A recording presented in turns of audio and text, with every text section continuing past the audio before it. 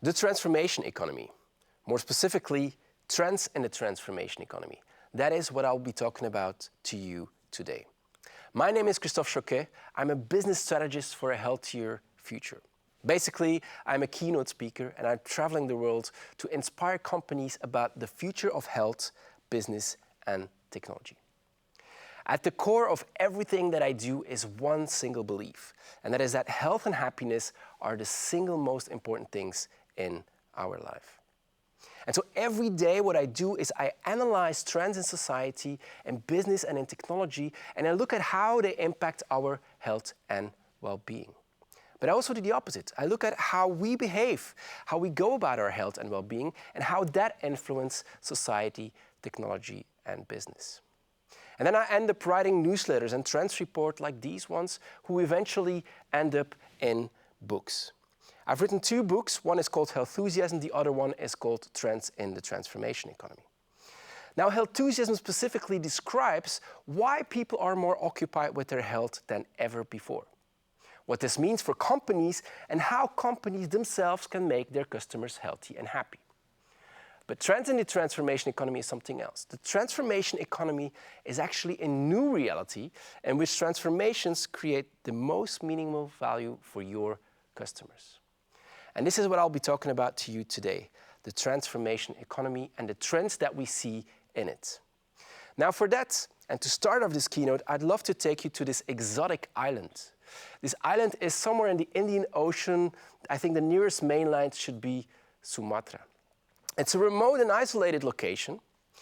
And basically, as a consequence of it, what we see is that it's been largely untouched by the outside world. And so the inhabitants, the Balinese people, they have developed a society that values personal growth, community, and nature. They are cohabiting with nature to preserve the natural world. They live from agriculture, but in a way without mass production. As a community, they live together and they really want to live in social harmony with selflessness. Everybody contributes to a happy society. And at a personal level, everyone really wants to have and is in pursuit actually of happiness and mindfulness. Now, does this sound too good to be true? Maybe, because this island Pala is actually from one specific book from Aldous Huxley. It was written in 1962, and it talks about Pala as the oasis of happiness. It was his final book, and which was very remarkable, because you may not know Aldous Huxley, but maybe you've heard of this book, Brave New World. There's a lot of keynote speakers who are techno-optimists who refer to this book, because this book talks about how in society technology changed basically everything. But if you look really closely at this book, it's actually a presentation of a dystopian future. People are over-reliant on technology. They use a happiness drug to remain happy in that society. There's a lot of individuality and there's mass consumption. Everybody wants to consume all the time. It was a very dystopian future. And so for his last book, Aldous decided to write something more positive, maybe a utopian future, but where specifically he wanted to say that we need to be careful to not end up in that dystopian future. And remarkably enough, in the beginning of the book, what you notice is that in the first 15, maybe 20 pages, one word always comes back, and that is attention. The main character strands at that island. The main character suddenly awakes, thinks about home, thinks about all the stress, all the things that he needs to do, and suddenly there's this one voice that says, attention, attention, always attention. And that at beginning is very wonderfully put, because we today live also in a society where maybe we don't pay attention to what is really important, and we are overstimulated by all the technology around us that we don't pay attention. That things need to change. And that is basically the message that Aldous Huxley wanted to give with his vision on Island Pala. And I think this is a very good reference to the transformation economy, because the transformation economy, in my opinion, is actually the tipping point between the multi-crisis world that we've created and the healthy, more sustainable one we aspire to live in. A bit like the Brave New World and Island Pala. And so what we see today is that people want to transform. They want to transform themselves, they want to transform society, and they want to transform the planet. Because our world is in crisis. We have a climate crisis, we have a resource crisis, we have even a crisis on biodiversity. But on top of that, we have an economic crisis, a social crisis, and more political conflicts. And it doesn't even stop there. We have a public health crisis. Think about COVID, but also think about the obesity crisis. We have a mental health crisis, and we even have a food crisis. Those are a lot of crises at the same time. This is called the polycrisis. It was the word of the year in 2022 in the UK, but it was also the word that was most mentioned at Davos in 2023. And the reason why it was most mentioned is because some agree with it and some disagree with it. But I'm not here to discuss what is right or wrong. What I do know is that today we have a magnifying glass that puts the world and all its crises in the world very big and front and center in our face. Because every day we are confronted with those crises. Steve Jobs once said that this is your life in your pocket. But if you see all the time your life and you see in that life that many crises, it means that this is very present. Our world is in a crisis. At least that's how it feels. But not everything is bad about technology, of course. Technology also helps us to achieve a lot of things. If you are a runner today, you can do a lot of things. You have social engagement with your phone. You could actually have some motivational music and an encouraging trainer in your ear. Maybe you have the best clothing that helps you to stay in your best shape, the best shoes that you can wear. And those shoes help you to not have aches or not have any pain while you're running. And those shoes have been measured, they have been tested so that they fit exactly what you need. But it doesn't even stop there. We can measure how we run, how the instability is of our legs, how much we repose to our legs. All of these things are available today.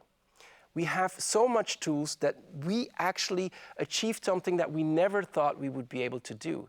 And that is running a marathon under the 2 hours, like Eliud Kipchoge here did.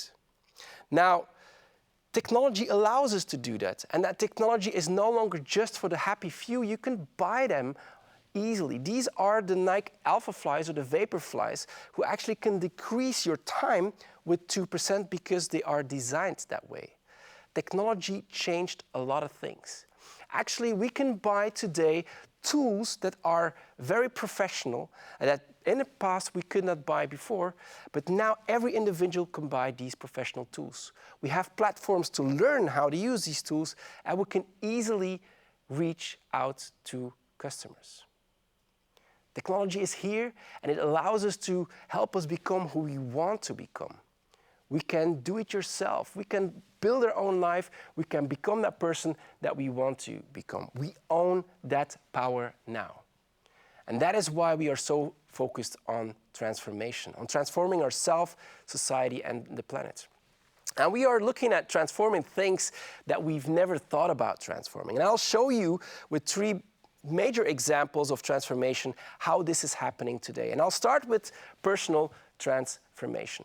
And one of the things that we forever have always, accepted in a sense is the fact that we are aging. Aging was something that we accepted in the past, but that's no longer the case. Things have changed. If you look at 150 years ago, people did not want to look poor. Today, people don't want to look old. And you can see that in the sales of anti-aging products, which is expected to grow massively. But you can also see that in the way that people behave, how they are. This was a meme at the end of 2022 where somebody said, this is how people looked when they are 45 in the 90s. Well, I am 45 and I hope I don't really look that way. What we see is that we are now living in a society that I call a flat age society. People from any kind of age are wearing the same clothes, they're having the same phone, they may be doing the same travel or go eating in the same restaurants. People do not want to look old. But even that has changed and has evolved over the past years. Because now people don't want to feel old. And you can see this on social media again, on the internet, where people from 92 years old, like this lady here, has about 500,000 followers of people who want to become like her. They don't want to feel old and they show off. Weightlifting is one of the biggest trends in the elderly population. And the anti-aging products I was talking about previously are now turning into aging well products. Old is the new black. We don't want to feel old. But even that is evolving again because we don't want to be old. This is David Pascoe, and I don't know if you know him, but his biological age is 38. His real age is 61. Now, how do I know this? Is because he participates in the Rejuvenation Olympics, which is all about reverse aging. So what you can do is you can actually load up your epigenetic data to a platform, and there they will analyze and look how your real age compares to your biological age based on these epigenetic data. And then you have a leaderboard of the people that have decreased their actual age compared to their biological age. And David Pascoe is at the 6th spot. This Rejuvenation Olympics has been initiated by Brian Johnson, a former tech mogul who sold his company and is now singly focused on rejuvenation. He wants to become 18 years old again. And again, he's 45. His biological age is 37 now. And what does he do every day? He has about 30 doctors and multiple health experts who are around him, guiding him, telling him what to eat, telling him what to do. He takes about 2 dozens of daily supplements. He has weekly acid peels, laser therapy. He injects himself with the blood from his son.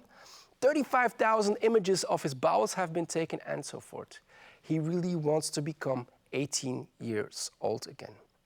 So when we're talking about aging, we don't want to look old, anti-aging, but it has evolved into we don't want to feel old, we want to age well. And it is even now evolving into reverse aging because we really don't want to be old. This is how we try to impact, how we try to transform ourselves. Aging is no longer the same thing as it used to be. And the same thing can be said about dying, because dying well is part of living well.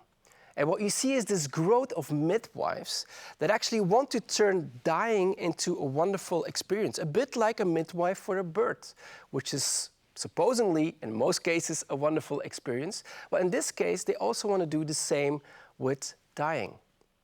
And this is very visible. The popularity of death and how to deal with it is very obvious if you look at, for example, this funeral director, Caitlin Doughty, who has about 2 million followers. And the only thing she talks about is death. The way that we deal about death and dying is changing. This is Exit here. It's a funeral service that has a bit fun, a bit pun, if you will, and that actually makes things lighter for people. We bring fun back into funeral. If you look at how, for example, surfers are going about funerals. There's 7,500 death cafes around the world where people talk about death. Dying well is part of living well. So in our personal transformation, we think differently about aging. And we totally think differently about dying. We no longer accept the way that things are, but we want to transform things. Personal transformations, one of the biggest trends that we see out there. But it doesn't stop there. I also told you that people want to transform society. And this is what we see in these social transformations as well. We realize that our society is very, very diverse. There's a big diversity in society, and everyone needs to have a voice. We realize that there's a lot of geopolitical tensions, that there's a lot of wars out there, and we dare to talk about it. There's also a lot of social injustice. And also here, we really want to express our voices and our opinions. Now, how do we do this? We do this through social media, of course. We have the power now to express ourselves, to share our opinion. And we do this more than ever. We talk about, female power, we talk about social injustice, black power, peace, or even gender equality, LGBTQIA. We are shaping today a totally new social fabric. We want to transform our society more than ever before. And again, it doesn't stop here. We also want to change the planet. We are looking at planetary transformations because we realize that there is a climate change that is happening. And we also realize that there is no plan B. And so some people come onto the streets like Extinction Rebellion who say, this is the time to act. If we don't do anything now, it's all over. It's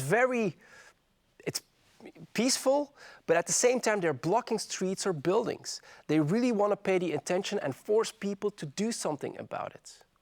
And they're not wrong in a way.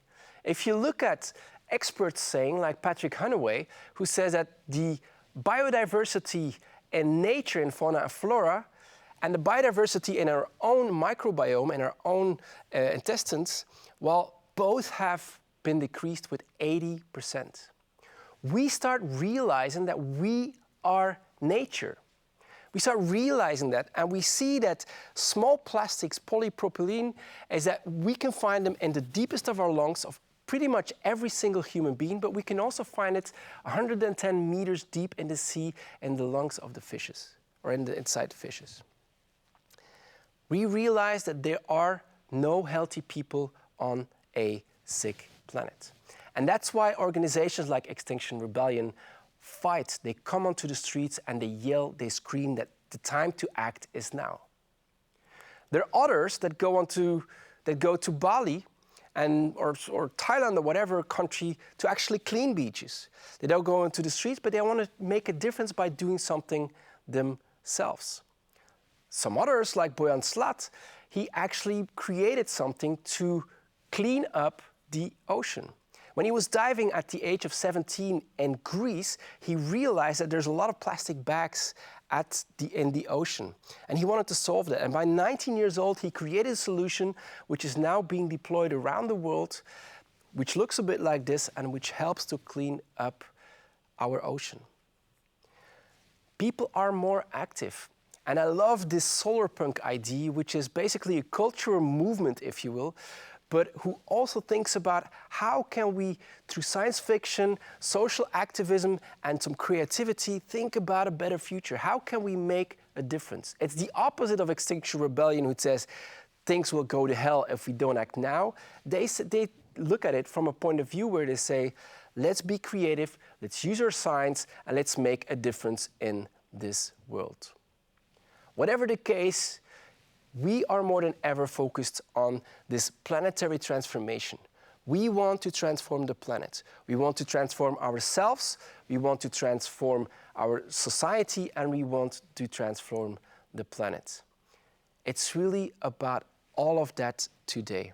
And this is what I talk about in my book. And this is why I'm telling you that the transformation economy is a tipping point between the multi-crisis world that we've created and the more healthy, sustainable one that we aspire to live in. I actually started writing about this early 2020, where I said that the 20s will be all about transformations. This is the transformational 20s. And then many people just tell me, what do you mean? I mean, we've seen so many transformations in the past year. How does it come that suddenly you're saying now that this is the transformational 20s? Because think about the phones. How have phones changed over the years? Well, it's true. But all of these transformations were either to make things easier or to make buying easier. It was very much technological focused. It was very much focused on digital transformations. But this is the transformational 20s, the tipping point between the world we've created and the healthy, more sustainable one that we aspire to live in. So it's no longer just about these digital transformations. We actually need to think differently. It's about customer transformations. And that is something entirely different. I love this picture, and I use it on the cover of my book, specifically to showcase that our biggest worry is no longer our battery life, but is really about having a good life. If digital transformations were more company-focused, customer transformations will be more life-focused. This is what we will be focusing on. And I think that one company really presented this wonderfully. And that was a company that brought out the Fuel Band. Maybe you know it. But the Fuel Band was one of the first activity trackers and was put onto the market by Nike. And I had it. My 2-year-old son back then broke it, and it hurt me very much. But it was a wonderful tool. It looked great, and it actually gave you points as you were active during the day. It was a very cool device. It was one of the first things that allowed you to see how much steps you were taking, how much calories you were using, how much time you were actually active. They called it fuel points. But the magical thing about it is that you can actually go to New York, if you live in New York, and you can exchange the points that you collected with that bracelet for Nike products. Now, obviously, this is not scalable, and so Nike stopped the Fuel Band, and they brought into market a collaboration with Apple, with the Apple Watch that was specifically made for Nike, and they continued doing the same thing. They made the same ID digital, and they called it transformation-driven loyalty program. So instead of saying, you buy 9 shoes, you get your 10th pair for free, they say, you exercise that much, well, we will support you in exercising a little bit more. And we will give you exclusive products. We will give you the possibility to test a product or to talk to an expert or to talk to a personal coach. They will really help you transform. They will make sure that you can just do it. This is what they wanted to achieve.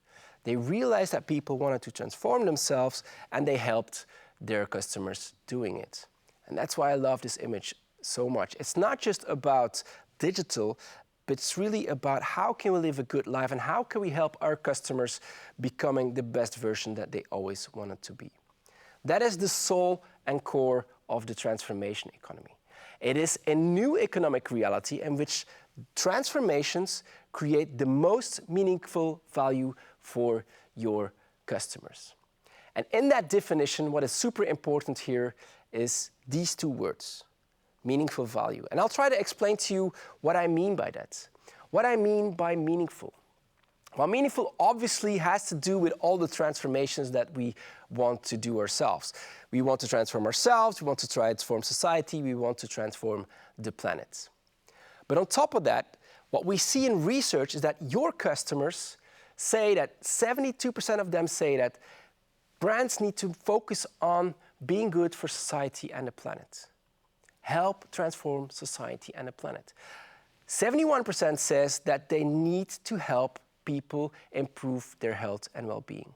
This is from a study done by Havas in 2023.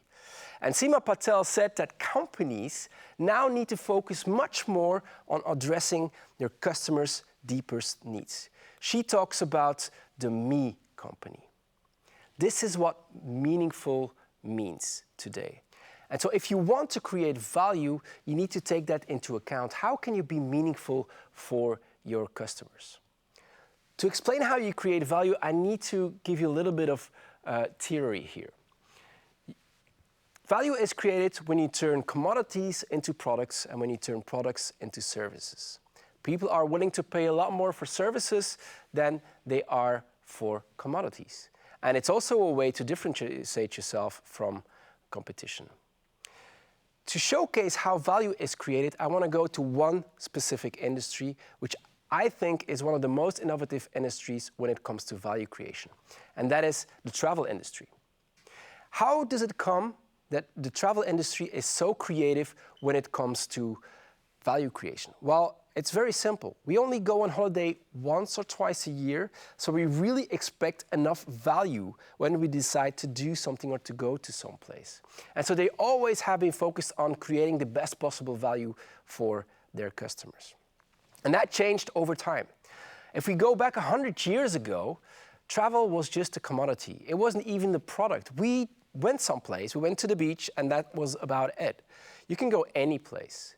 But it then later turned into a product where people could actually rent a place or go to a caravan or go to some other people's homes. It turned into a product which people were willing to pay for. In the 1960s, what we saw was the rise of services. You may have heard of Club Med. Club Med was an all-in service. You paid and you got everything for free. All drinks and foods were included. That was how value was created. In the 1990s, it then evolved into experiences. Everybody wanted to do some horseback riding in Poland, or maybe wanted to visit Iceland or whatever, because they wanted to feel an experience. This is how value was created in the travel industry. We went from commodities to products, from products to services, and finally into experiences. We called this the experience economy. But it doesn't stop there. Because if we look at travel today, what we see is that there's a lot of focus on transformations.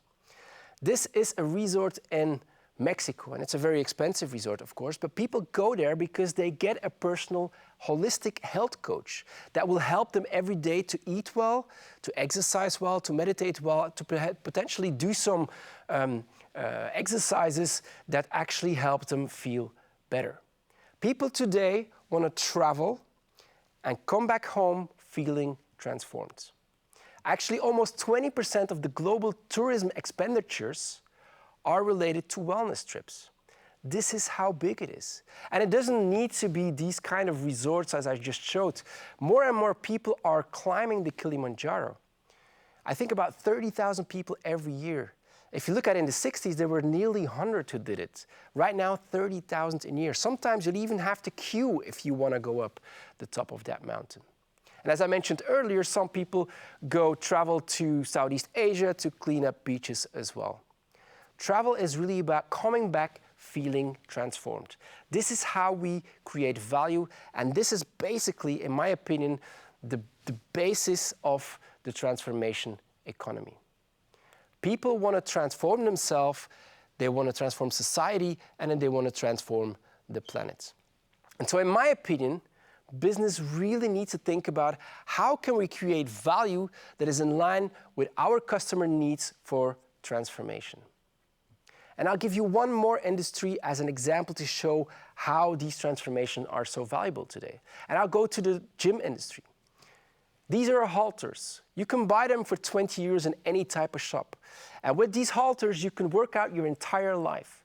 It is a product. It's wonderful, and you can exercise your entire life. Investment, 20 euros. Now, if you go to a gym, well, they bought everything for you. They have those halters and maybe even tons of other devices available for you. They did it for you. It's a service. And so instead of paying 20 euros for your entire life, here you are willing to pay 20 euros per month. This is how you create value in the gym industry.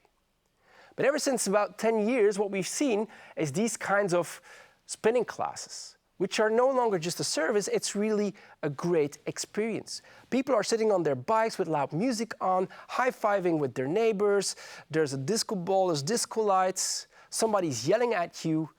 People want these experiences. They are willing to pay not 20 euros per month, but they are willing to pay 20 euros per session.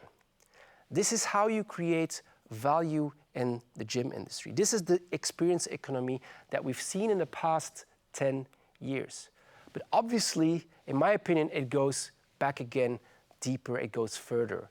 Because if you really want to create value, it's about transformation. And the past 5-6 years, what I've noticed is that there's a lot of personal coaches out there. And personal coaches really make a difference. It's not some exercises sitting on a bike, which is a wonderful, enjoyable experience, but they will listen to what is important to you. What are your aspirations? Do you want to work out to feel better, to lose weight, to gain some strength? Whatever the case, they will help you. And instead of feeling exhausted when you've done a spinning class, what happens is that now you will feel healthier, you will feel happier. This is how value is created in the gym industry. And the gym industry also has evolved from purely an experience economy to a transformation economy. Possessing things in life has become less valuable than experiencing things in life. That has been going on for quite a while. But today, it's really about transforming life itself. And that is why I use this image. And that is why I always refer to let's focus on these customer transformations. Now you may wonder, what are customer transformations? Well, customer transformations to me are the experiences that make a person feel better, healthier, or happier. And I believe that that is something that a company needs to help with. It's the mandate of any business. And I'm not the only one. I think Seth Godin said it in his book, This is Marketing, that marketeers need to help people become the person they dreamt of becoming a better, healthier, happier person, perhaps. And I really believe that that is exactly what Nike is doing. They have the products, they have some services like apps. They can build experiences with the Fuel Band and the Nike Apple Watch, but thanks to these experiences, they will help people feel transformed. They will be motivated to sports more and to just do it. But we can also do this for basically any type of business. And let's have a look at maybe the simplest question that all of us are wondering every day. What will we eat tonight? Well, to answer that question, we need a couple of things. We need food. Maybe we need some recipes. Maybe we expect it to be delivered at home. And maybe we want it to give us some energy and be in line with our purpose. This is what we need, expect, or aspire to. And this is exactly the value that HelloFresh is creating.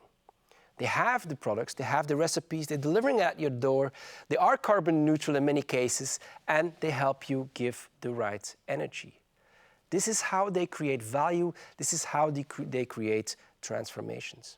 And to do it yourself, we need actually 3 ingredients to create those customer transformations. We need to answer 3 basic questions. What do they need? How do they expect to experience it?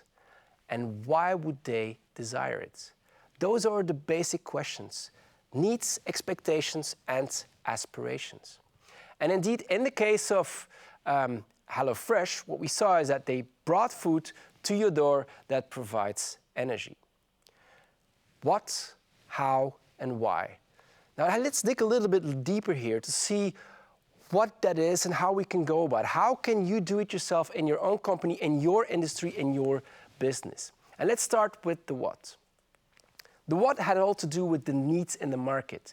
If you understand the needs in the market, you can create products or services. We need food, for example. Maybe we need different kinds of foods. And people, there are certain grocery stores that done the service for you to gather several products so that you can easily buy them.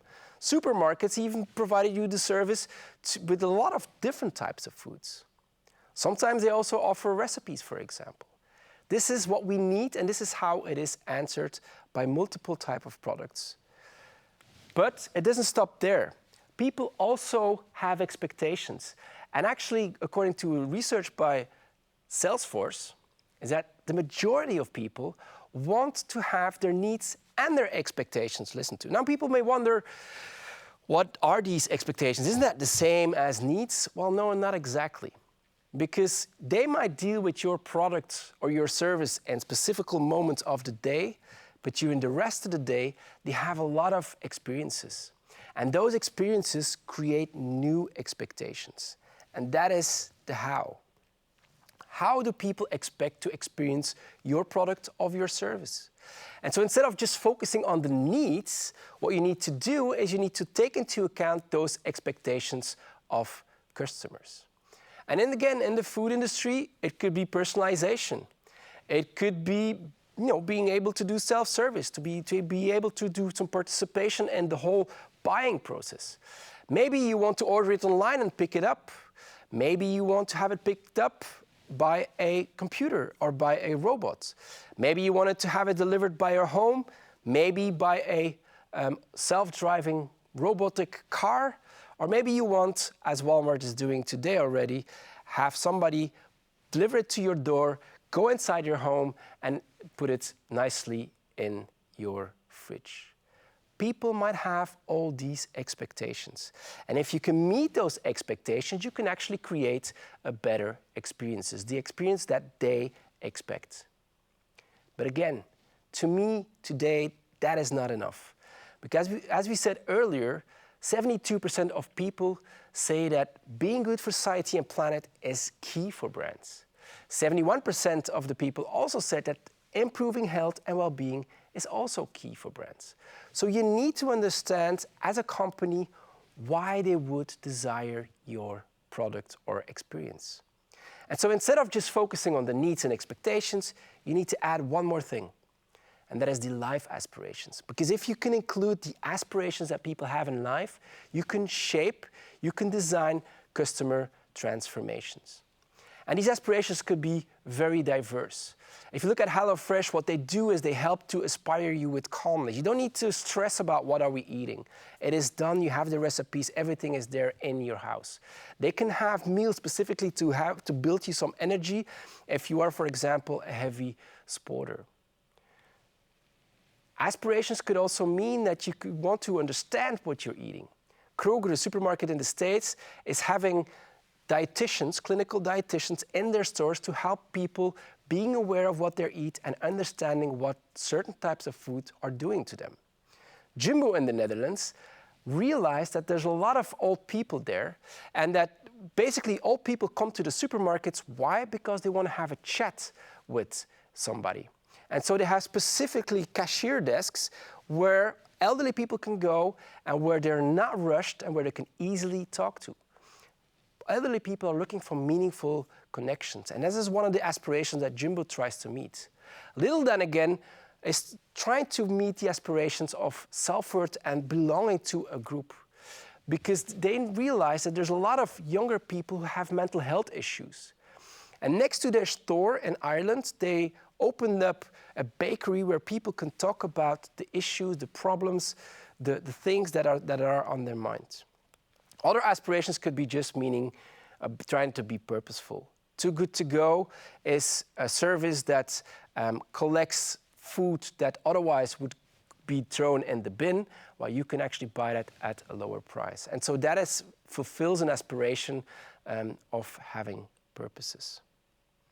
This is how you create customer transformations, the experiences that make you feel better, healthier, and a happier person.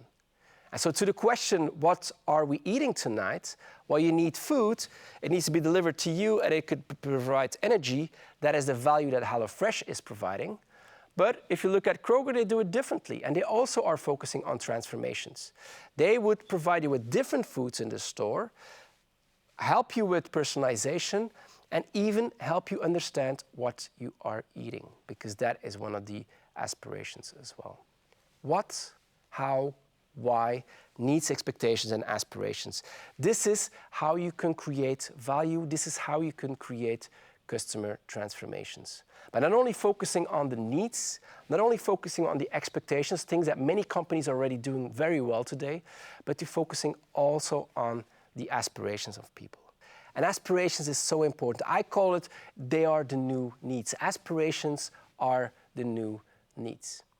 And I'll show you why that is the case. If we look at the hierarchy of needs, the Maslow pyramid, we can easily say that in the Western world, our basic needs and our social needs are largely fulfilled.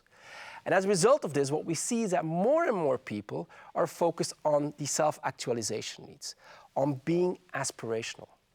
And we can see this really well in how people go about retirement. If people retire, very often they say, now it's my time. I will do that travel I always wanted to do. I will turn that hobby or focus on that hobby I never got the time to focus on. But if you look at youngsters today, they don't wait anymore until retirement to do that. They will do that travel even at a young age. They will turn that hobby into a profession.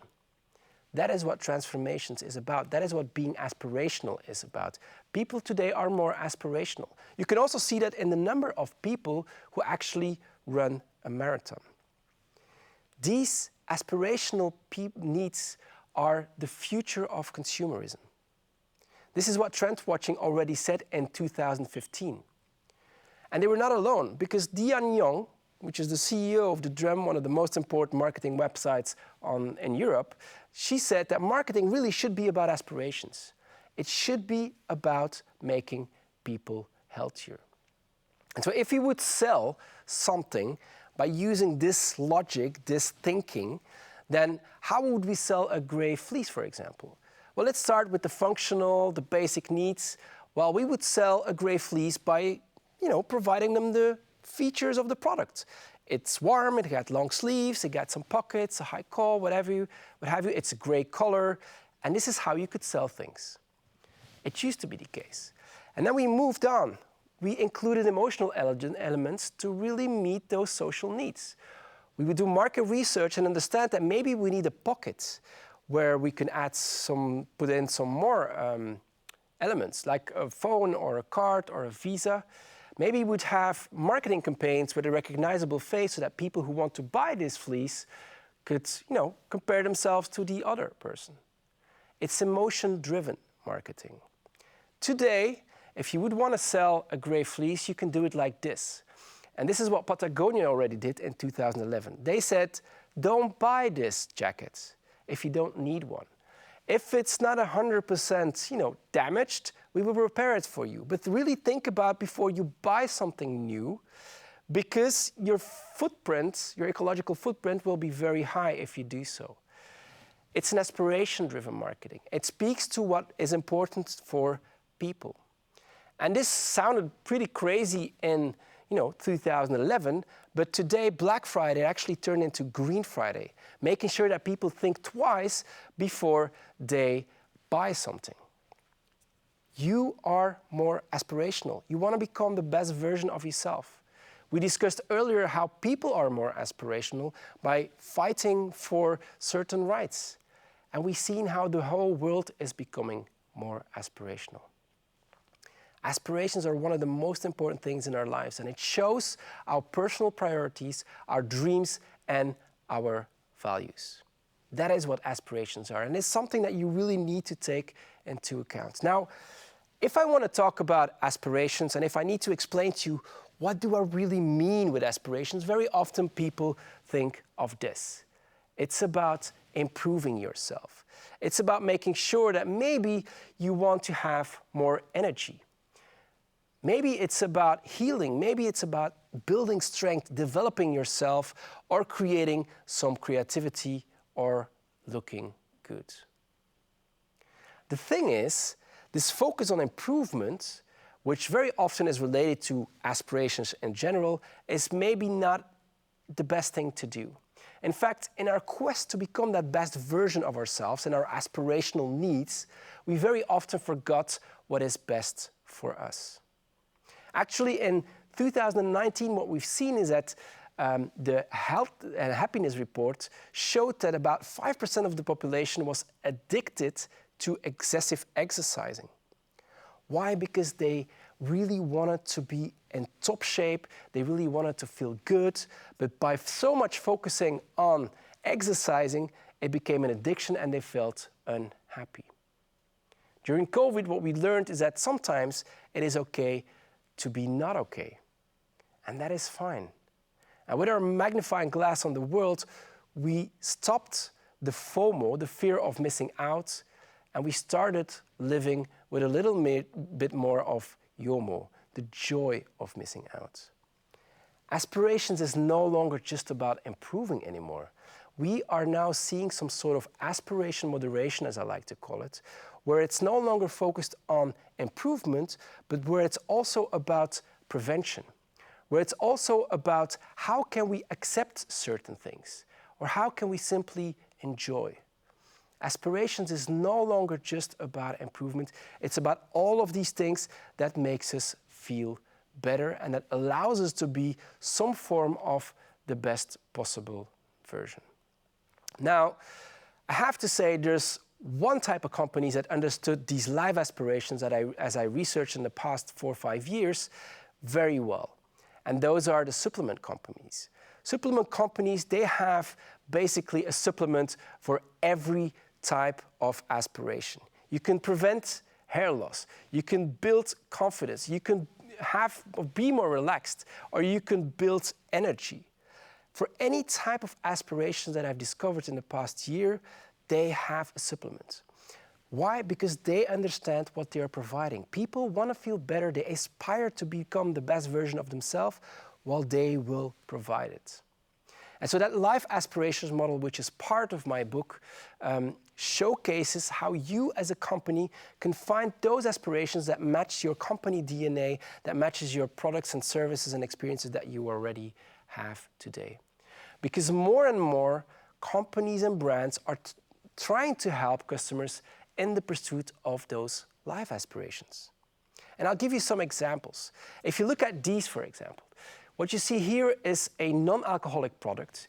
You see books on fasting and you see circadian lightnings, which means that the lights adapt according to the moment of the day. Bright light during the day, more yellow light in the evening. What do all of these have in common is that they all cater to energy. If you look at these, for example, all of the notification systems that we now have, we can put it on not disturb, focus, sleeping mode, what have you all. We also have Colgate, who brought out an electric toothbrush that helps you to meditate while brushing your teeth. You have these kinds of stops where you can put your phone in to completely disconnect. All of these solutions on the market, they cater to nothingness. Sometimes we want to feel, hear, see nothing. And these solutions help that. No notifications, no phone, no thinking whatsoever. And finally, there's functional fragrances who diminish your stress, who lower your stress. There's these kind of ECG devices that lower your stress. And there's an increasing interest in Lego for adults. Why? Because they cater to calmness, to having no anxiety, no stress. And this is what my book, Trends in the Transformation Economy, is all about. And it describes all of these aspirations and how 17 different industries actually go about these aspirations and how they incorporate in their own business and customer strategies. And what we see is that entire industries are starting to focus on these customer transformations, these experiences that make people feel better, healthier, and happier. And I specifically want to talk about one industry I love so much. If you look at this quote here by Dr. Steve Eli, Chief Medical Officer, what he says is that everything that they do, all of their research products, well, in that well-being of our customers is at the heart of it all. And I want you to think about what type of industry he could be working in, and I'm pretty sure that you didn't expect it would be the car and mobility industry. What have they done? Just to showcase one thing is that Jaguar has been focusing on some sort of morphable seat that mimics walking. And so what it does is that when you're sitting in the car, it will trick your brain and even exercise your legs into walking. They build strength. Geely has the most intelligent air purification system out there and makes sure that the air on the inside is super healthy. They build safeness. Lincoln, part of the Ford Group, provides a calmness subscription, which is a meditation app.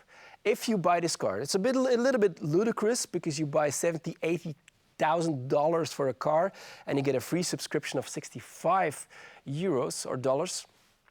But it kind of showcases what they want to bring there because there's a lot of stress in the car and they want to help people feel that calmness, avoid the stress.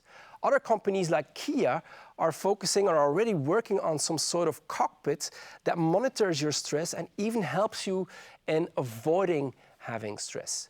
Mercedes-Benz is solely focused on energy. They brought this car out in 2017, and what it does is it connects with all your wearables and it measures your energy. It will even adapt the car according to it. So when you're driving a car and you feel a little bit exhausted, it will adapt the car so that you don't feel tired.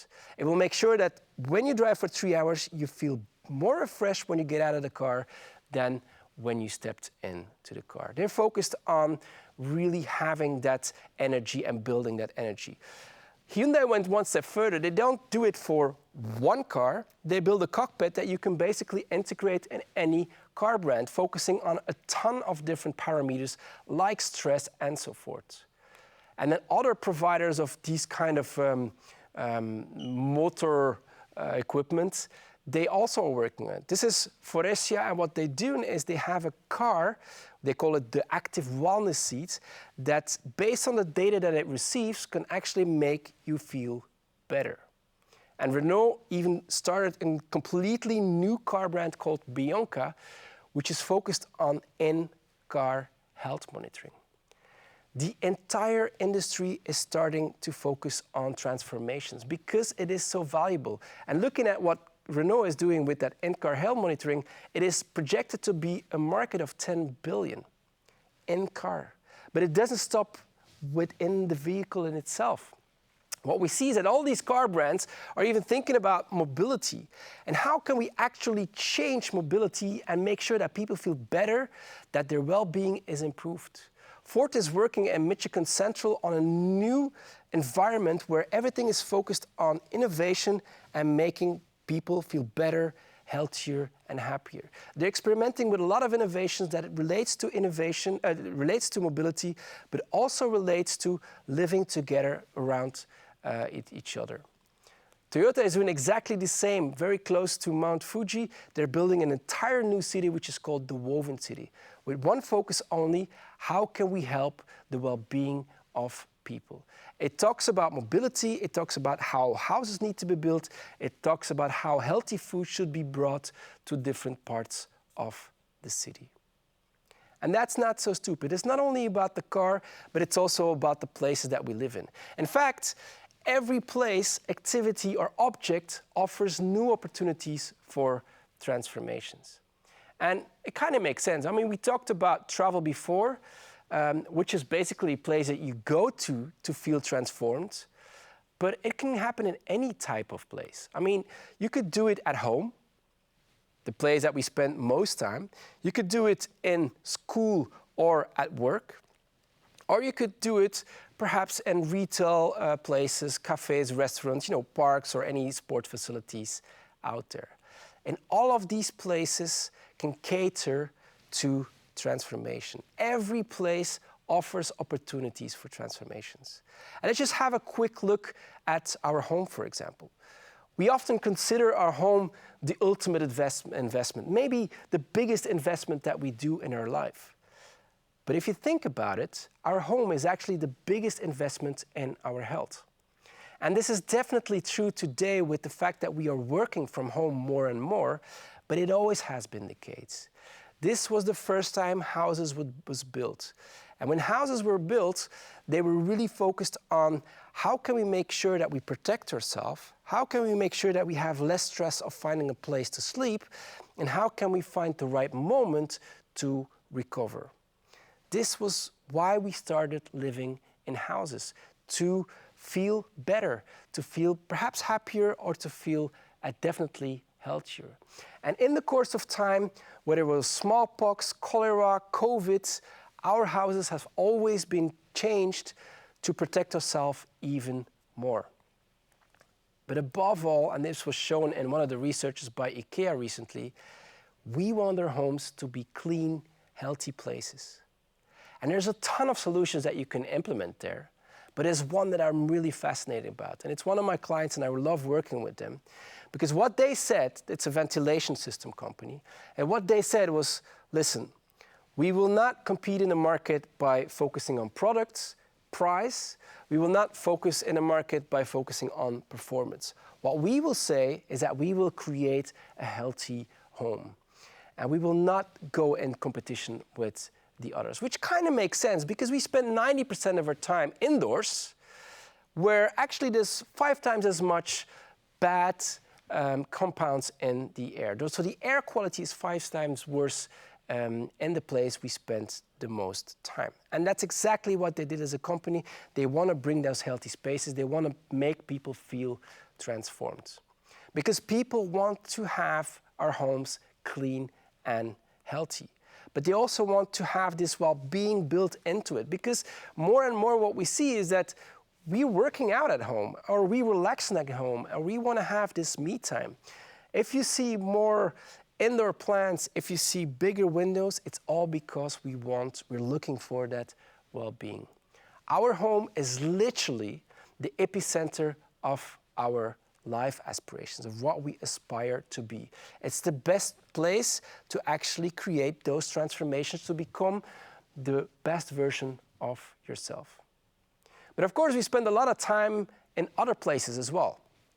Think about school, if you're still in school, or work.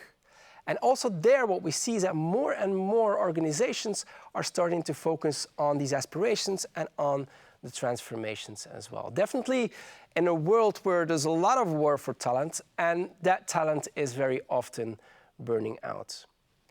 What we see is that people, they want to have flex work, they want to have some work-life balance, or even sometimes they want to resign from the rat race they are participating in. They are looking themselves for customer transformations to feel better, healthier, and happier. And so what companies start doing is they start focusing not only on customer transformations, but also on these employee transformations. They will start focusing on how can we create a healthy working environment? How can we make our employees healthy and happy? And depending on where they are on that axe, whether it's a working environment or really making people healthy and happy, what we will see is that they will focus on distinct life aspirations. This is Second Home in Portugal. I've visited a couple of times. It has over 1,000 plants. And why are they putting plants there? Because they want to counterbalance the stress of work by creating a calm place of nature. The place we spent the second most time has also turned into a place where we can actually transform ourselves, where we can actually pursue our aspirations. But also in other places this could be the case, whatever it may be. I already mentioned the funeral services that has become a place where you can feel better, which is not so depressing as maybe in many cases funeral services are today. But even stores are changing. This is Lululemon in Chicago, and you can actually work out in that store. Instead of just buying yoga, you go there to feel better, to feel energized.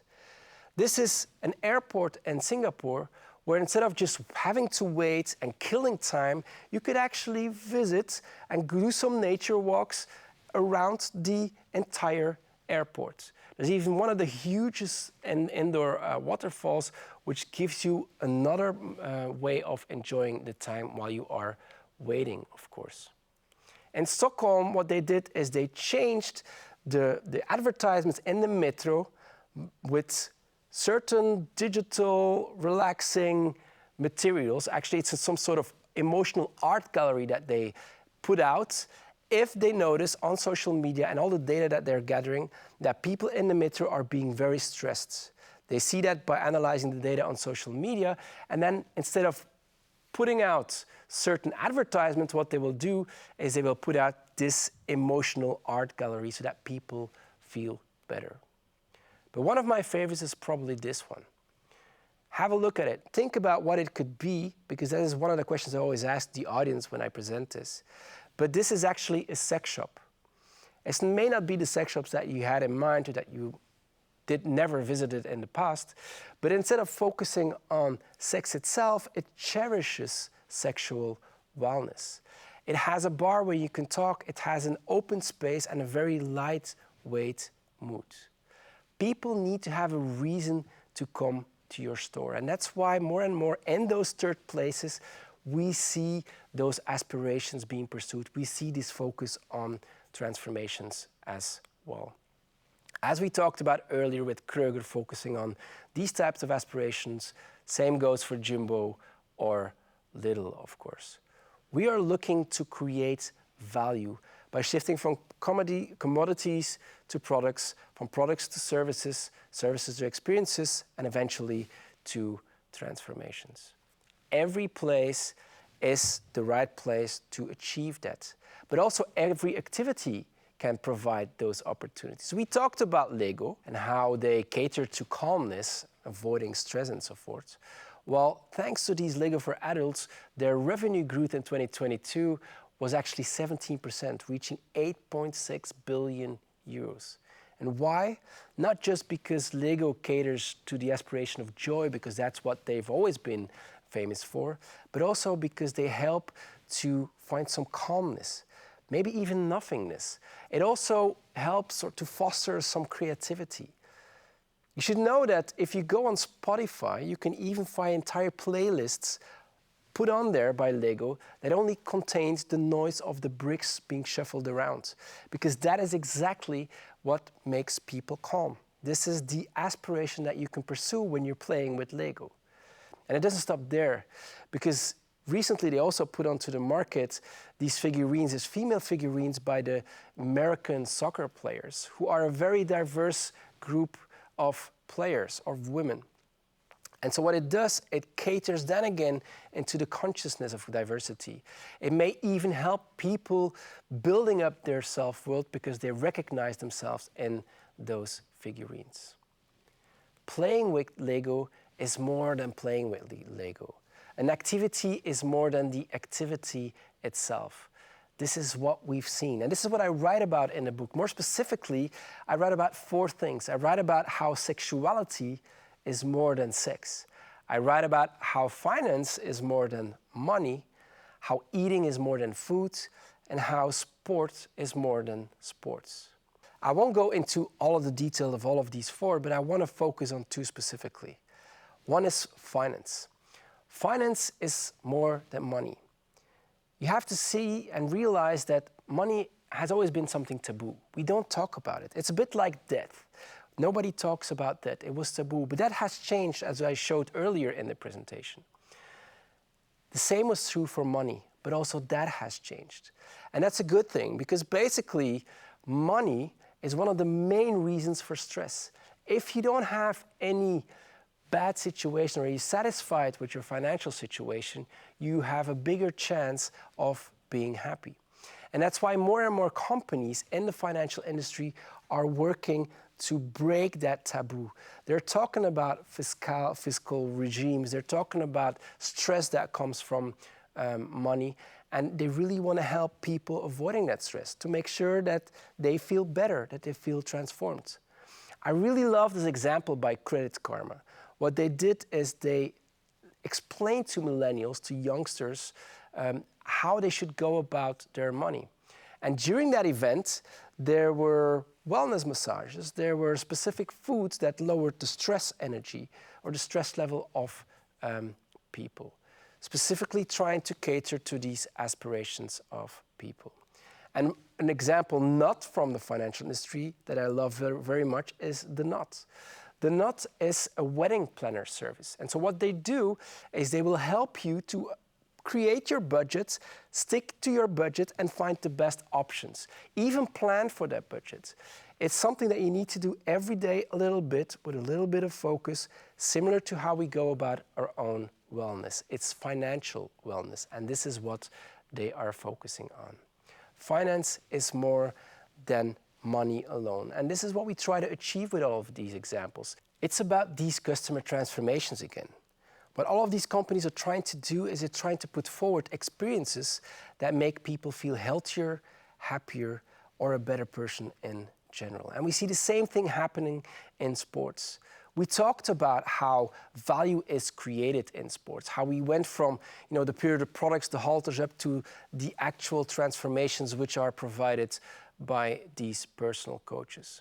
And what these personal coaches do is they really try to help you pursue your specific aspirations, whether it's about caring for yourself, whether it's about building your own self-worth, whether it's about building energy or strength, or just looking good. They will help you achieve those life aspirations.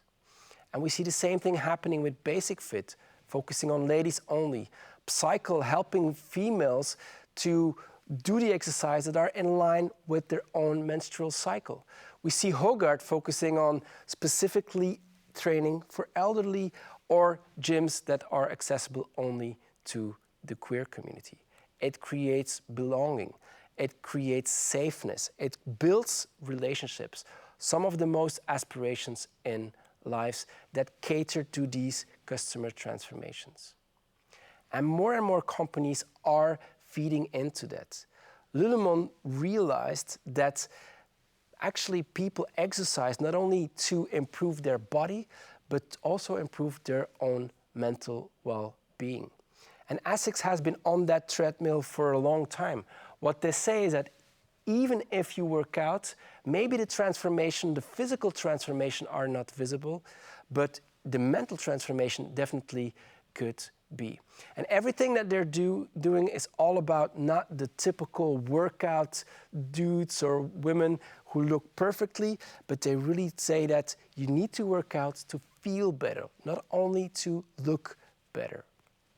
And one of my personal favorite brands, but one of the best pivots I've seen in recent years was done by Nike, when they said that, look, we're no longer just a sports brand. We are focused on holistic fitness. We want to go beyond that just, exercising. We want to focus on body, mind, and life. No longer are they talking about sporting in general, but they're talking about being the well collective. They focus on movement, mindfulness, nutrition, rest, and connection, so that in the end, if you go to one of their new stores, which is focused on this well movement, is actually helping you to become a better person. Every place, every activity, and even every object offers opportunities for transformations. Then I think we talked about some of them already. The Apple Watch with Nike and how it can provide strength, the calmness that is provided by these Colgate meditation toothbrushes, and the circadian lightning, which helps you to maintain your energy when necessary. But there's a ton of devices and a ton of objects that are close to our body that actually can help us feel transformed as well. These orange kind of like glasses helps you heal. Make sure that you are ready to go to bed and recover well. There are certain cleaning products that are safer than others and can help you feel safer in your own home because they don't dispose of that many chemical compounds. Or the weighted blankets help you feel more calm as well. Software tools may remind you, even at work, to take breaks. Barbie can help your kids to start with meditation.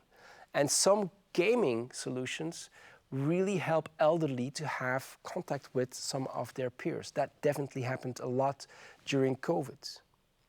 All of these devices, all of these objects can, in some way or another, help people pursue their own life aspirations. And that is very important, because if we can include these life aspirations in your offering, if you include the needs, the expectations, and also the life aspirations, that is when you start building these customer transformations. The ultimate value that you could create in this model, a meaningful value. That is what these customer transformations are all about. They are experiences that make you feel better, healthier, and happier. And the consequence of this is that companies that previously had no affinity with health are now helping their customers to feel better, healthier, and happier. Because that is what their customers want. 73% of people say that brands need to have a health and wellness strategy. And it needs to be part of their core mission. That came out of the study that was done by Ogilvy. And they even analyzed how certain industries are performing against those expectations. What we see is that basically every industry is not providing enough health and wellness in their offerings. And the results can be very damaging, because this is what the Standard & Poor's Index looked from 2017 up to 2020 for packaged goods. And why do packaged goods have decreased that much? Is because they are considerably known to be less healthy. People are focused on taking care of themselves. We saw the search terms for self-care explode, quadruple in between 2005 and 2015. But it doubled then again in the years after. Self-care is really about to be supercharged. This is what Wunderman Thompson said just a year ago.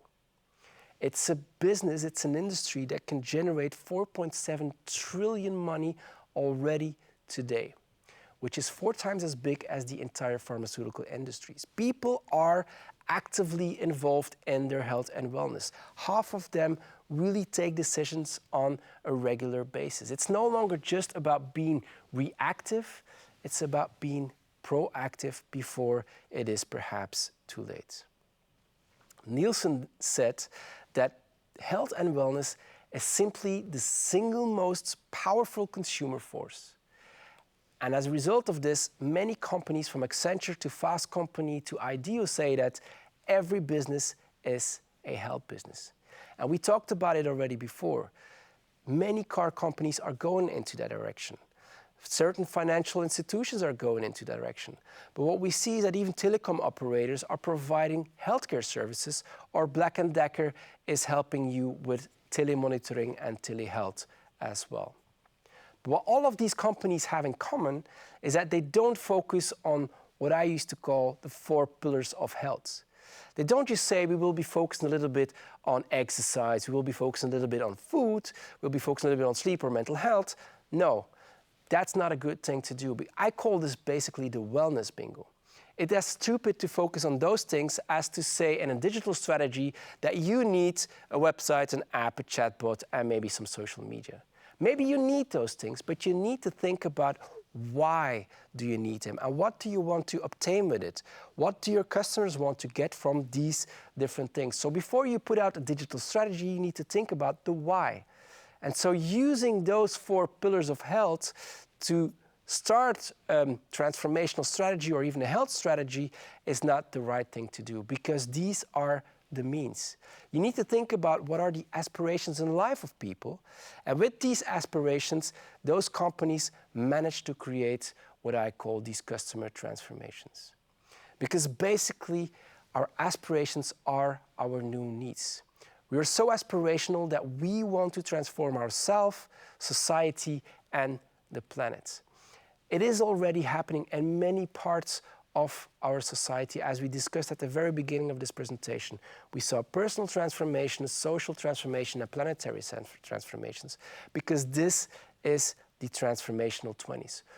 People are looking for meaningful value. They want to have this focus on their own customer deepest needs. This is what every company needs to focus on. And these deepest needs, well, in my opinion, they are the life aspirations. And by including those life aspirations in your offering, this is when you can actually build customer transformations. These experiences that make people feel better, healthier, and a happier person. Because that is how you can create the biggest value possible. And this is definitely important today, because this transformation economy is, in my opinion, the tipping point between the multi-crisis world that we've created and the healthy, more sustainable one that we aspire to live in. A bit like Aldous Huxley realized that the Brave New World, his science fiction book about technology and how technology is overmastering the world, is actually maybe not the world we want to live in. Perhaps you rather want to live on the island Pala, that has a very good feel for what is important for people, about how we should be transforming ourselves, taking care of ourselves, taking care of society, and taking care of the planet. Now is the time. We need this attention to focus on what is important, like on the island Pala. Because after all, health and happiness are the single most important things in our lives. And that is what drives these trends in the transformation economy. An economy where health, well-being, and happiness matter most.